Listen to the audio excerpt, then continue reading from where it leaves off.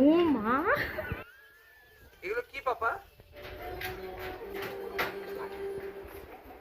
কি করছো তুমি? এই পাপা দাঁড়িয়ে আছে, ওটা রেকর্ডিং করো। দাঁড়িয়ে আছে, তোমার চেয়ারে দাঁড়িয়ে আছে তো? হ্যাঁ দেখো উঠে দাঁড়িয়ে গেছে। আরে এই এমা ওয়ান্ডার বুশিং লোগোটা এনে দিল।